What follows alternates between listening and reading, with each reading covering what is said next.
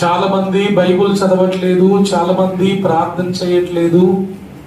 ఎవ్వరు గ్రూప్స్ లో మీ Bible reading కానీ మీ ప్రేయర్ టైం కానీ పెట్టట్లేదు.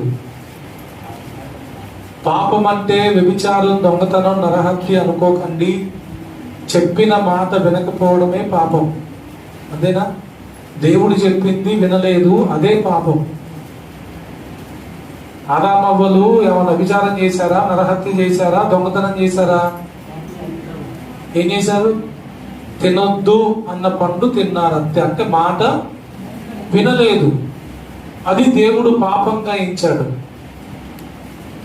బైబుల్ చదవండి అని బైబుల్లో ఉందా లేదా? మొదటి కీర్తనలో ఏముంటది? దివారాత్రములు దేవుని వాక్యమును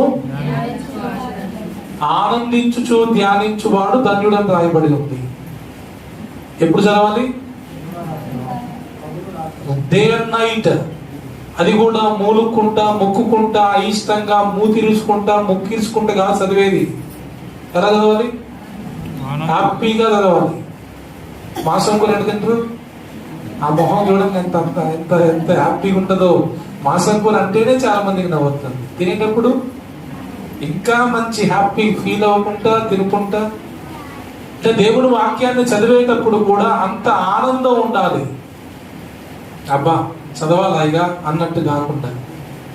ప్రార్థన చేసేటప్పుడు కూడా పేతురు గారు అపోస్తల కార్యములో ఆయన పరవశం పొందాడంట. అంటే ప్రార్థనలో కూడా సంతోషించాడు.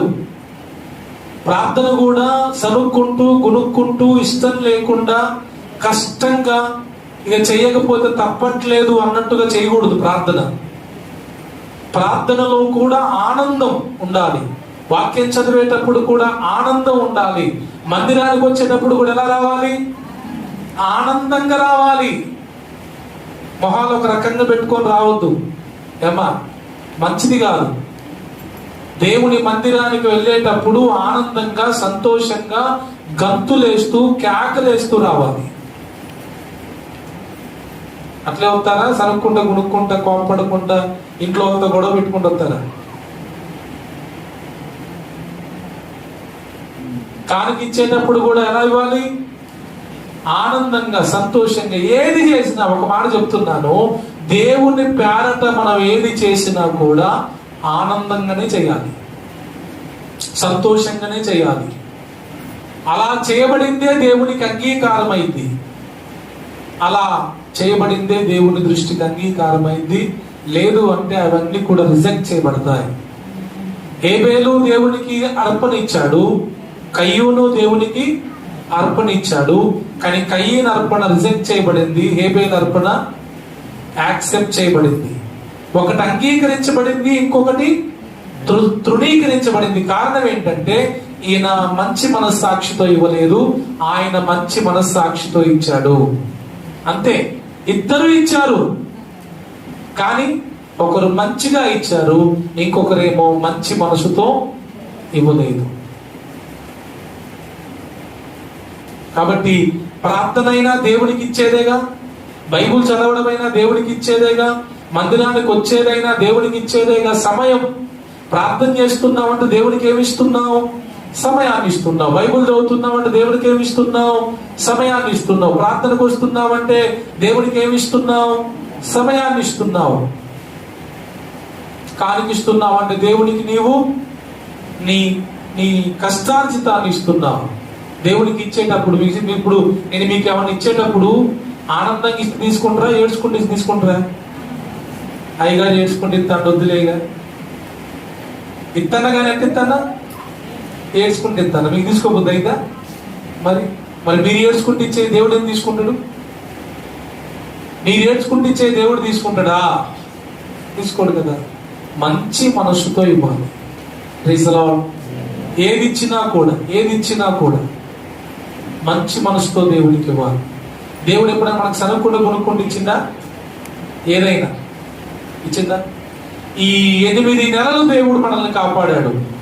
గుర్తెచ్చుకోండి, ఈ 8 నెలల్లో ఎన్ని ప్రమాదాలు తప్పాయి మీకు, ఎన్ని అపాయాలు తప్పాయి. మరణపు అంచుల దగ్గరికి వెళ్ళి వచ్చిన సందర్భాలు లేవా? ఒక్క నిమిషంలో యాక్సిడెంట్ తప్పింది లేదా? ఉందా లేదా? మీకు కానీ, మీ పిల్లలకు కానీ, మీ భార్యలకు కానీ, మీ భర్తలకు కానీ జరగలేదా? అయినా తప్పించబడ్డామా లేదా? మనం ఎంత పిచ్చోళమైనా, మనం ఎంత చెడ్డోళమైనా, మనం ఎంత పనికి మాలిన వాళ్ళమైనా, మనం ఎంత దేవుణ్ణి బాధ పెడుతున్నా, మనం ఎంత దేవుణ్ణి దుఃఖపరుస్తున్నా, ఆయన కోపపడుతూనే మన పట్ల వాత్సల్యాన్ని చూపెడుతున్న దేవుడు ఆయన. నిజంగా ఆయన కోపపడితే ఎవరు తాళగలరు? ఎవరు ఓర్చుకోగలరు? దోషములను లక్ష్యము చేస్తే ఎవరు నిలవగలరయ్యా? మన పాపాలన్నీ దేవుడు లెక్క పెట్టాడు అనుకో, ఎట్లుంటది? లెక్కలు కూడా సరిపోవు, నెంబర్స్ కూడా సరిపోతాయా మరి? అయినా దేవుడు కనికరించి మనలందరినీ కాపాడుతున్నాడు. కాబట్టి మనం దేవునికి నమ్మకంగా ఉండవలసిన వారమై ఉన్నాం.